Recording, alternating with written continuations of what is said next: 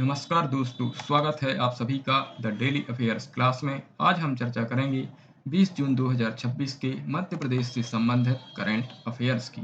साथ ही मैं प्रवीण झा आपके समक्ष मध्य प्रदेश सामान्य ज्ञान का शॉर्ट रिवीजन प्रस्तुत करूंगा, तो वीडियो को अंत तक जरूर देखें। चलिए शुरुआत करते हैं आज की क्लास का।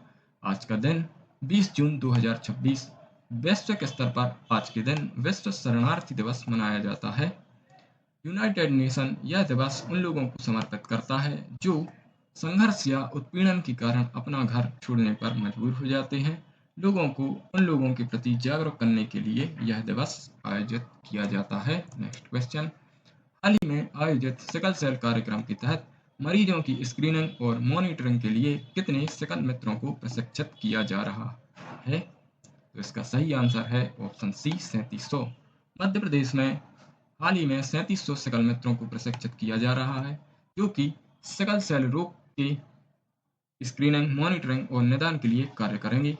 सिकल सेल स्क्रीनिंग के तहत अब तक 1,20,28,881 करोड़ कार्ड वितरित किए जा चुके हैं। सिकल सेल जो कि एक गंभीर बीमारी है, जिसके बारे में मैंने पिछले वीडियो लेक्चर में बताया है। Next question. हाल ही में बैतूल में आयोजित जनजातीय कार्यक्रम में राष्ट्रपति ने वन आधारित उत्पादों के स्टॉल का अवलोकन किया। इन स्टॉल में कौन कौन से उत्पाद शामिल थे? Option A, Nanda forest honey. Option B, Betul सागौन। ऑप्शन सी, उपरू काक। या ऑप्शन डी, उपरोक्त सभी। तो इसका सही आंसर है ऑप्शन डी, उपरोक्त सभी। जनजातीय समुदायों की कला, संस्कृति और उनके द्वारा निर्मित उत्पादों को बढ़ावा देने के उद्देश्य से यह कार्यक्रम आयोजित किया गया। Next question. मध्य प्रदेश में वर्तमान में कुल कितने चीते हैं? तो हाल ही में एक रिपोर्ट प्रसारित हुई, जिसमें मध्य प्रदेशों में चीतों की संख्या अब तक कितनी हुई है वो बताया गया है। तो इसका सही आंसर है ऑप्शन 52। मध्य प्रदेश में अभी 52 चीते हैं। साथ ही कूनो नेशनल पार्क, जो कि मध्य प्रदेश के शिवपुरी जिले के अंतर्गत आता है, उसमें 32 चीते पाए गए हैं, जो कि सर्वाधिक है। Next question.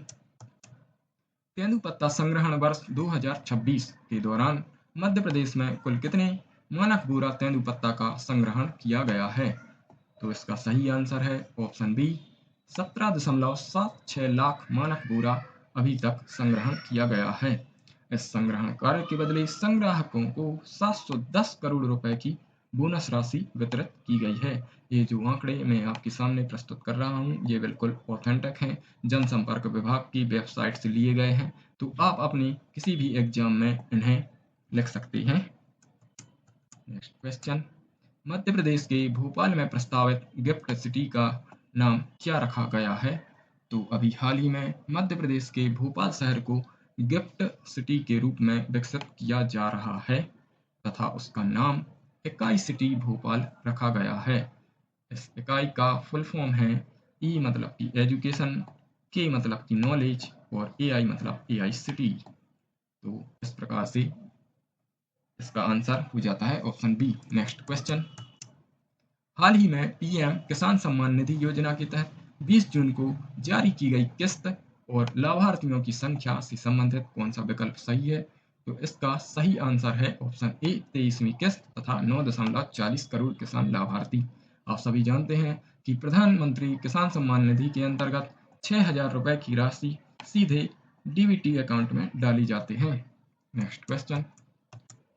हाल ही में अफ्रीका महाद्वीप की सर्वोच्च चोटी, जो कि माउंट किलिमंजारो है, उस पर पहुंचने वाली मध्य प्रदेश पुलिस की प्रथम अधिकारी कौन है?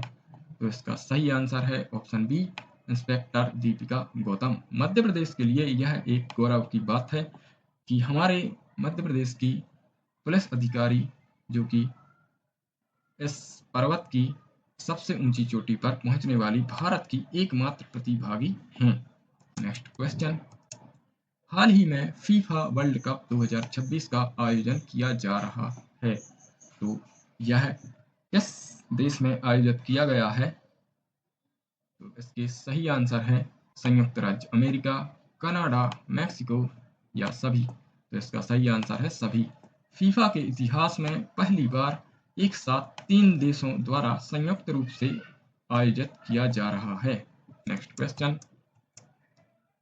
ये नदियों का मानचित्र है, इसके बारे में हम जानेंगे। मध्य प्रदेश की प्रमुख नदियां। मध्य प्रदेश में चारों दिशाओं में नदियां प्रवाहित होती हैं, इसके लिए मध्य प्रदेश को नदियों का मायका भी कहा जाता है। उत्तरी प्रवाहित नदियों में शामिल हैं चंबल, क्षिप्रा, काली सिंध, पार्वती, सिंध, बेतवा, केन और टोंस। पश्चिम दिशा में प्रवाहित होने वाली नदियों में शामिल हैं नर्मदा नदी, ताप्ती नदी और माही नदी। पूर्व में जो कि प्रवाहित होती हैं नदियां, उनके नाम है सोन नदी, जोहिला नदी और महान नदी। दक्षिण में जो कि प्रवाहित होती हैं नदियां, उनके नाम है वैनगंगा, पेंच, वर्धा, प्राणहिता और कान्हा नदी। उत्तर दिशा में जो नदियां प्रवाहित होती हैं, वो या तो यमुना नदी में या फिर गंगा नदी में जाकर मिल जाती हैं। पश्चिम में जो प्रवाहित होती हैं, वो अरब सागर में जाकर मिल जाती हैं। पूर्व में जो प्रवाहित होती हैं, वो भी या तो गंगा या फिर छत्तीसगढ़ जाकर मिल जाती हैं, तथा दक्षिण में जो प्रवाहित होती हैं, वो गोदावरी नदी में जाकर मिल जाती हैं। मध्य प्रदेश की सबसे लंबी नदी जो कि नर्मदा नदी है, जिसकी मध्य प्रदेश में कुल लंबाई 1077 किलोमीटर है। यह नदी अमरकंटक अनूपपुर की मैकल श्रेणी से उद्गमित होती है तथा गुजरात होते हुए अरब सागर में मिल जाती हैं। अब इस सारणी के जरिए हम अन्य नदियों को देखेंगे। तो चंबल नदी जो कि मध्य प्रदेश के महू जानापाव से निकलती हैं। यह जानापाव एक पहाड़ी है जो इंदौर जिले के अंतर्गत आती है। यह नदी यमुना नदी में यूपी के इटावा में जाकर मिल जाती है। इसकी कुल लंबाई है 965 किलोमीटर तथा इस नदी की विशेषता है कि यह नदी बीहड़ का निर्माण करती है चंबल संभाग में, भिंड, मुरैना, श्योपुर में। दूसरी नदी है सोन नदी जो कि अमरकंटक से ही निकलती है और यह जाकर गंगा में पटना में मिल जाती है। इसकी कुल लंबाई है 780 किलोमीटर। प्राचीन काल में इसे मगध साम्राज्य में नंद नदी के नाम से भी जाना जाता था। नेक्स्ट जो कि ताप्ती नदी है, इसका उद्गम मुल्ताई बैतूल जिले से होता है तथा यह भी अरब सागर में जाकर मिल जाती है।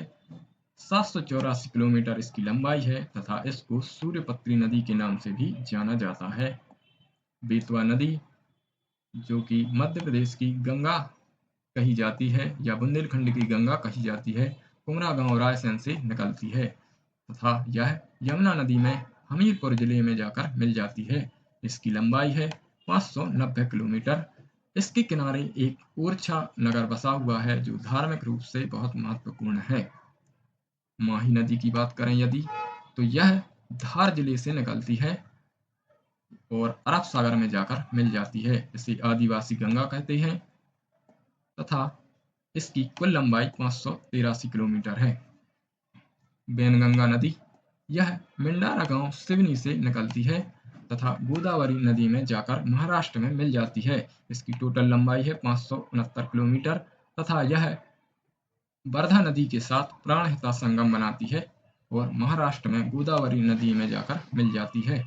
वर्धा नदी जो कि कालीभीत पहाड़ी बैतूल से निकलती है, प्राणहिता संगम में जाकर समाप्त होती है। 525 किलोमीटर इसकी लंबाई है और इसके किनारे पर पवनार आश्रम है जो कि गांधी जी का आश्रम रहा है। इस प्रकार से आज की करंट अफेयर्स की क्लास समाप्त होती है। यदि आपको ये क्लास पसंद आई हो तो वीडियो को लाइक कीजिए, चैनल को सब्सक्राइब कीजिए तथा इस क्लास को शेयर कीजिए। मिलते हैं अगली क्लास में। धन्यवाद।